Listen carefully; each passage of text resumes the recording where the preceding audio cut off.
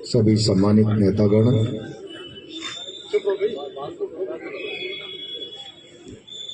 मेरे सामने उपस्थित कांग्रेस पार्टी के कार्यकर्ता बंधु और बहनें,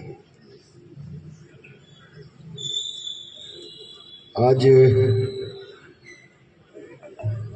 कांग्रेस पार्टी के कुछ नौजवान कार्यकर्ताओं को मैं धन्यवाद दूंगा कि सरकार के 2 साल पूरे होने पर सरकार की पोल खोल यात्रा विरोध के कार्यक्रम के रूप में यहां पर आयोजित की है। मैं 10 साल विधायक रहा हूं। 2 साल बेमिसाल और भारतीय जनता पार्टी का कार्यकर्ता सरकार की उपलब्धियों को एक एक घर तक ले जाएगा। जब मैं समाचार पढ़ता हूं तो मुझे बहुत तकलीफ होती है और हंसी भी आती है।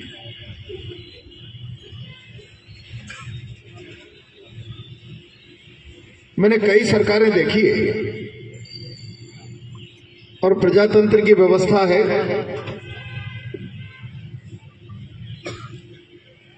जनता जनादेश देती है, बहुमत का दल सरकार बनाता है, सरकार का मुख्यमंत्री होता है, मुख्यमंत्री के नीचे मंत्रिमंडल काम करता है और सारी ब्यूरोक्रेसी सरकार के प्रति उत्तरदायी होकर जनता के लिए काम करती है।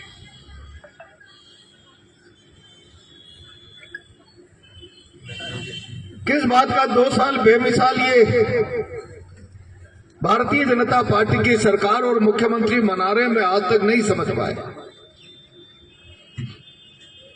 मैंने आजादी के 75 साल बाद कहीं पूरे देश के किसी प्रांत ऐसा दृश्य नहीं देखा कि एक मुख्यमंत्री और उसके नीचे मंत्रिमंडल होगा। अब व्यवस्था बदल गई। दिल्ली में गृह मंत्रालय में राजस्थान सेल करके एक डिपार्टमेंट होगा, वहां पर एक रिटायर्ड आईएएस अफसर बैठा होगा और राजस्थान का चीफ सेक्रेटरी सुबह शाम उसको रिपोर्ट करेगा और राजस्थान का मुख्यमंत्री चीफ सेक्रेटरी के अधीन काम करेगा। कभी नहीं देखा मैं। एक चीफ सेक्रेटरी होगा, उसके नीचे मुख्यमंत्री होगा, मुख्यमंत्री के नीचे का सिस्टम फिर परंपरागत। कई बार भारतीय जनता पार्टी के लोग कहते थे भजनलाल सरकार, तो मुझे हंसी आती। ब्यूरोक्रेसी के लोग दबी जुबान से कहते थे ये भजनलाल सरकार नहीं है, ये तो पंत सरकार। और जिस सरकार के मुखिया की लगाम सरकार की लगाम मुखिया के हाथ में ही नहीं, जिसकी लगाम ब्यूरोक्रेसी के हाथ, और उसका परिणाम यह हो कि सरकार की जिम्मेदारी राजस्थान की जनता के प्रति नहीं, सरकार की जवाबदेही राजस्थान की जनता के प्रति नहीं। बहुमत दल जब राजस्थान के जनमानस से किसी स्थापित नेता को मुख्यमंत्री बनता है तो स्वभाव से जनता के प्रति उत्तरदायित्व का भाव होता है। लेकिन जब कोई दिल्ली पर्ची निकालकर किसी को लॉटरी के रूप में मुख्यमंत्री बनाती है तो उसके उत्तरदायित्व की भावना दिल्ली के प्रति होगी, राजस्थान की जनता के प्रति नहीं होगी। राजस्थान के मुख्यमंत्री पिछले 2 सालों से केवल एक काम कर रहे हैं, दिल्ली नाराज नहीं तो मेरी कुर्सी सलामत, दिल्ली नाराज हो गई तो मेरी कुर्सी खतरे में आ जाएगी। दिल्ली प्रसन्न रहनी चाहिए, राजस्थान की जनता जाए बाहर में। और उसका परिणाम ये हुआ राजस्थान में आज चारों तरफ अराजकता। इस सरकार का वित्तीय प्रबंधन समाप्त हो गया है। 10 दिन पहले आपने अखबारों में समाचार पढ़ा, जोधपुर में विश्वविद्यालय के वाइस चांसलर के हाथ तोड़ दिया, पैर तोड़ दिया कर्मचारी, केवल इस बात के लिए कि जिन लोगों ने जिंदगी भर 60-60, 65 साल की सेवा विश्वविद्यालय में देने के बाद सेवानिवृत्त होकर घर जा रहे हैं, उनके पास पेंशन का पैसा नहीं है, उनकी पेंशन का रुपया नहीं मिल पाता। और कल तो अखबारों में छपा है कि पूरे राजस्थान के विश्वविद्यालयों की माली हालत यह है कि विश्वविद्यालय चलाने के लिए कर्जा लेकर काम करने की आवश्यकता पड़ रही है। जिस सरकार में शिक्षा जैसे संस्थानों को चलाने के लिए कर्जा लेकर काम चलाना पड़े, मैं समझता हूं इससे गिरी हुई बात इस सरकार के लिए कोई दूसरी नहीं हो सकती। कानून व्यवस्था नाम की कोई चीज नहीं है। सरकार का खजाना खाली है, विकास राजस्थान का ठप है। और अभी भाई विपिन और सारे लोग बोलने वाले कह रहे थे गुंडागिर्दी हो रही है। जब सरकार का चेहरा काला हो जाता है, सरकार कमजोर हो जाती है, तो अपने चेहरे पर नकाब डालने के लिए पुलिस की परत लेती है, कानून की आड़ लेती है, पुलिस की ठान लेती है। और वही हालात आज राजस्थान में। मैं हमेशा कहा करता हूं, प्रजातंत्र में सरकारें लोगों की जान माल व्यवसाय की सुरक्षा की गारंटी है। लोगों की जान माल व्यवसाय के लिए भय का कारण सरकारें नहीं होनी चाहिए। आज राजस्थान में क्या हालात है? राजस्थान का आम जनमानस सरकार से भयग्रस्त है। और मैं अगर कोटा का सवाल करूं, रोज किस प्रकार के किस्से कहानियां अभी लोगों ने भाषण करते हुए कहा कोचिंग उजड़ गई, या मीडिया के लोग बैठे हैं तभी जुबान से सारा शहर कहता है किसने मांगी आपकी एक कोचिंग से 50% की पार्टनरशिप, और उसका परिणाम ये हुआ कि उसे देश यहां से छोड़कर देश के दूसरे कोनों में जाना था। और इससे बड़ी गिरोह ये उर्दीधारी लोग यहाँ बैठे हैं, कोई मॉरल ही नहीं बचा है। मुझे कभी कभी लगता है तुम्हारा जमीर गिर गया तो इस उर्दी पे दाग मत लगाओ।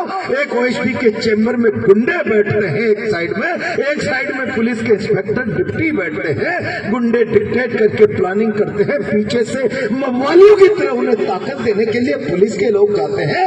जमीर मर गया हो तो उर्दी उतार दो, इस पे कालिक मत हो तो यार, इस पे कालिक।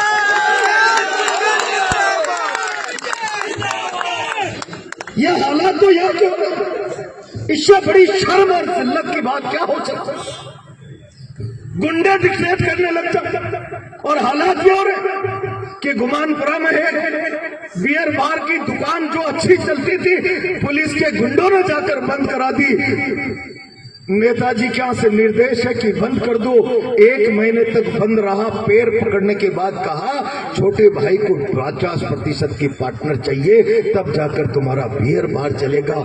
कभी कहते हैं तलवंडी के मेन रोड पे किसी रेस्टोरेंट को कहा है ये पार्किंग सड़क पर नहीं करने देंगे, बहुत ज्यादा चल रहा है। और इनडायरेक्ट में ये संदेश करा दिया गया 50% पार्टनरशिप चाहिए। क्या चाहिए? क्या आप इस शहर को लूटकर खाना चाहते हो? क्या आप इस शहर की व्यापारिक समृद्धि पर ग्रहण लगाना चाहते हो?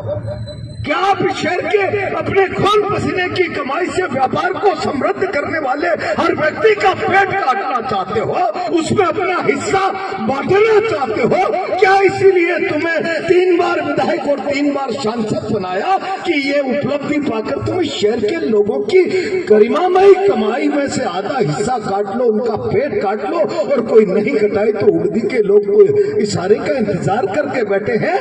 मत पोतो रे कालिक, मत पोतो। तो मैंने विद्यार्थी जीवन में ऐसे सीआई उस 90 के दशक में देखे हैं कि कोई एसपी गलत काम कराने के लिए कह दे तो गलत काम की मना करते थे, और दबाव बनाए तो घुटने टेक कर नाक रगड़ने के बजाय बेल्ट खोलकर कहते थे एसपी साहब ये बेल्ट और टॉपी संभालिए, ये काम मुझसे नहीं हो सकता। क्या गिरावट आई है पुलिस के आचरण में? क्या चंद बेईमानी के टुकड़े मिल जाएंगे खैरात में? गलत काम करने से गिरावट मत आने दो समाज जीवन में। जब उर्दी धारण करते समय कलेक्टर साहब, मैं कई लोगों से कहना चाहता हूं, पूछ दबाकर एक थानेदार की हाजिरी में प्रमोटिकी में आईएएस आईपीएस खड़े रहे। अरे तुम संविधान की शपथ लेकर कुर्सी पर बैठे हो, नौकरी ज्वाइन की है, किसी नेता के नाम की शपथ लेकर, किसी सरकार के नाम की शपथ लेकर नहीं बैठे। नेता आएंगे जाएंगे चले जाएंगे, ये बेल्ट का नंबर खत्म नहीं होगा। इसको धारण करने वाला चला जाएगा तो दूसरा आकर इसको पहनेगा। ये संविधान की शपथ के आधार पर मिलने वाली बेल्टें हैं, इसको जिल्लत मत दो, इसको अपमानित मत करो। क्या हालात हो रहे हैं इस शहर में, मवालियों की तरह पुलिस और गुंडे मिलकर लोगों के मकान खाली कराने, दुकानें खाली कराने, लोगों के धंधों में से हिस्सेबाजी करने का जो काम चला रखा है। आखिर आप राज चला रहे हो या अपराधी गिरोह चला रहे हो? मुझे अफसोस, ये सारा काम शहर की आंखों देख के हो रहा है। कोई एक व्यक्ति लिखने का और बोलने का साहस नहीं करता। खबर जरूर लिखेंगे, फला जगह जुकाम हो गया स्पीकर जी को, पैदल चलकर वहां गोलगप्पा खा लिया। चार कोने अखबार के चारों कोने के समाचार बन जाएंगे। अरे कुछ तो अपने आप को इस आवाम के प्रति समर्पित रखो। मीडिया हो चाहे प्रशासन हो, ब्यूरोक्रेसी हो, सबकी जवाबदेही आम उपभोक्ता के, आम आवाम के प्रति है। नेताओं की हाजिरी में, गुलामी में अपने ईमान को मत बेचो और इसके अधिकारों के साथ कुठाराघात मत करो। अभी पिछले दिनों अरावली का संकट है, मैं बहुत जिम्मेदारी के साथ कहना चाहता हूं, बहुत जिम्मेदारी के साथ। देश किस दिशा में जा रहा है ये कांग्रेस के कार्यकर्ता को सोचना पड़ेगा, आगे बढ़ना पड़ेगा। प्रधानमंत्री नरेंद्र मोदी जी कहते हैं मेरी मां चली गई, उसके बाद मैंने पूरे देश को आह्वान किया है एक पेड़ मां के नाम पर लगाया जाए। एक पेड़ तो हम मां के नाम पर लगा रहे हैं, लेकिन करोड़ों पेड़ मित्र अडानी के नाम पर कटवा रहे हैं। ये आखिर ये कैसा भारत, क्या करना चाहते हैं? पिछले दिनों अरावली का हल्फनामा राजस्थान सरकार के आधार पर भारत सरकार ने कोर्ट में दे दिया। जो 100 मीटर से नीचे की पहाड़ियां हैं वही अरावली पर्वत की परिभाषा में ऊपर वाली आएंगी, नीचे वाली नहीं आएंगी। 93% अरावली की पहाड़ियों पर संकट मंडरा गया। और जब पूरा देश खड़ा हो गया, देश के बुद्धिजीवी ने, देश के एनजीओ ने, देश के अलग अलग तबके के निजी तरीके से विचार देश और समाज को देने वाले तमाम लोगों ने अपने मोबाइल की करोड़ों डीपीयां बदल दी। सेव अरावली, धरती के नीचे से जमीन खिसक गई। अमित शाह और मोदी की, कहीं अन्ना हजारे के आंदोलन की आहट तो हिंदुस्तान में सुनाई नहीं दे रही है। सेव अरावली के बाद, उन परिणामों की भयावहता के बाद सुप्रीम कोर्ट के सामने जाकर नाक रगड़ दी। हल्फनामा वापस लेंगे तो जूता मुंह पर पड़ेगा। भगवान के लिए आप हमारी प्रार्थना सुन लीजिए और सोते संज्ञान लेकर इस पर स्टे दे दीजिए। शर्म करो, चुल्लू पर पानी में डूब मरो बेईमानो। हल्फनामा बाद में दिया है, पहले अडानी, अंबानी, जिंदल जैसे सैकड़ों उद्योगपतियों से अरावली की पहाड़ियों को माइनिंग प्लान में एप्लीकेशन लगाकर, मूवमेंट में लाकर उसकी परिभाषा बदलने के लिए बाद में सुप्रीम कोर्ट में गए हो। अगर जनता खड़ी नहीं होती तो 97% अरावली मित्र पूंजीपतियों के हवाले कर दी जाती। और उसका परिणाम क्या होता? मैंने कहा बूंदी में खड़े होकर, कभी कभी बूंदी कहती है, आजकल तो बिरला जी कह रहे हैं हम टूरिज्म लाएंगे। अरे शर्म करो, टूरिज्म की परिभाषा और अंग्रेजी प्रहलाद गुंजल को बता दो स्पीकर जी आकर, मैं मान जाऊंगा तुम ले आओगे यहाँ पर टूरिज्म को। टूरिज्म के नाम पर पता नहीं क्या इवेंट करा रहे हो। या बूंदी कहती है मैं अरावली की गोद में बैठी हुई हूँ, मेरी सुंदरता किसी उदयपुर से नहीं है। और कोटा में हेरिटेज का इवेंट हो और बूंदी की चर्चा नहीं हो, तुम क्या कर लोगे यार? तुम्हारे पास नजरिया नहीं है, केवल अखबारबाजी और लोगों की आंखों में धूल झोंकने के अलावा तुम्हारे पास और कोई काम नहीं है। मुख्यमंत्री जी, आपने बहुत जोर से कहा मैं अरावली की रक्षा करूंगा, अरावली की रक्षा करूंगा। ये सारे के सारे डीजी साहब को मैं धन्यवाद देना चाहता हूं। मुझे पता है यहाँ के एक आध नए बाद में आने वाले अधिकारी भी इस व्यवस्था से पीड़ित हैं और उन्होंने एसपी साहब से गुहार लगाई, आईडीजी साहब से। ये सुधरने वाला नहीं है। गुंडागिर्दी का आलम जो पुलिस पर, मानसिकता पर कब्जा हो गया है, जरा आप आइए और एक दो को लंबा करिए। वो आए तो डीजी साहब उसी मूड में थे कि एक दो और लंबे होने थे, लेकिन वो बच गए। मैं बहुत जिम्मेदारी से कह रहा हूं। आप अभी कह रहे थे अरावली की रक्षा करूंगा, चिंता मत करो। मैं मुख्यमंत्री जी आपसे कहना चाहता हूं, मैंने तब भी कहा था जब डॉक्टर किरोड़ी लाल मीणा ने कहा था कि बनास में से 8-10 करोड़ रुपए रोज की रेती निकल रही। तब मैंने मुख्यमंत्री जी से कहा था, मुख्यमंत्री जी, मंत्री का बयान संयुक्त उत्तरदायित्व की भावना से पूरी सरकार का बयान होता है, कोई मुख्यमंत्री भी उससे बदल नहीं सकता, मुकर नहीं सकता, और अगर वो सरकार का बयान नहीं होता तो मंत्रिमंडल से बर्खास्तगी की कार्रवाई की जानी चाहिए थी। डॉक्टर किरोड़ी लाल आज भी मंत्रिमंडल का हिस्सा है, उसके बयान पर क्या कहना है? आप अरावली बचा रहे हो, अरावली की कोख में बनास की कोख को खोद रहे हैं कोटा के नेताजी, उनके मित्र दोस्त। उस अरावली की कोख को मत खुदने दो, उसको मत बचाओ। 20-20 करोड़ रुपए रोज की रेतियां निकाली जा रही है। एक ट्रोली पत्थर कोई लेकर आ जाए तो 50,000 का जुर्माना लगेगा। एक ट्रोली रेती लेकर आ जाए तो पुलिस वाले उसको राज संपत्ति घोषित कराने का वो जो है प्रोग्राम जारी कर देंगे। वो बेचारा रोता रहेगा। ट्रैक्टर ट्रोली का 5 लाख का ऋण चुकाते चुकाते उसकी हाइट से तुम्हारे बच्चों की मानसिकता विकलांग हो जाएगी। एक नेता की गुलामी में तुम किसी गरीब ट्रैक्टर ट्रोली वालों के साथ जुल्म करो, अंदाजा रख लेना कि कल तुम्हारे बच्चे मानसिक रूप से विकलांग न हो जाए। मैं इस बात की गारंटी दे रहा हूँ। ट्रोली लाकर आजीविका चलाता है, 5 लाख का लोन चढ़ा होता है, एक रेती की भर ली और तुमने राजकीय संपत्ति के लिए उसको डाल दिया जब कागजों में। शर्म करो भाई, मानो उसके घर में उस रोज मौत का मातम बनता है। तुम्हारे घर में कभी किसी की मौत होगी तब उस मातम का अंदाजा लगेगा। जिस रोज गरीब का ट्रैक्टर छिनता है, ट्रोली छिनती है, उसकी संपत्ति छिनती है, और तुम्हारे पास बेचता क्या है? जाओ। मैं कह रहा हूं, कल से 3 दिन से कलेक्टर से मुझे कहना पड़ा कि मैं जाऊंगा, फिर तुम्हें मौके पे आना पड़ेगा।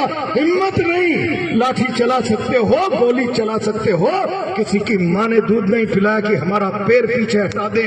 मैं कल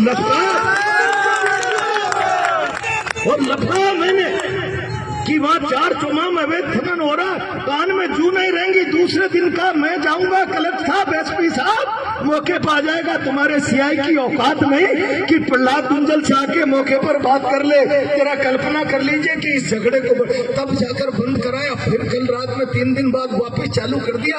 अरे तलवे चाटने की नौकरी कर लो यार। नेताओं की जिल्लत की पराकाष्ठा पार होती है भाई। मैं बहुत जिम्मेदारी से कांग्रेस के कार्यकर्ताओं से कहना चाहता हूँ, ये सरकार बेईमान, इस सरकार के नेता बेईमान, इनके पास कोई नजरिया नहीं है राजस्थान के साथ न्याय और इंसाफ करने का। और जब राजस्थान के साथ न्याय और इंसाफ करने का कोई नजरिया नहीं, जवाबदेही पर खरा उतरने की स्थितियां नहीं, पब्लिक जवाब नहीं मांग ले, इसलिए उर्दी का भय लोगों को दिखाया जाए। और ये जब तानाशाह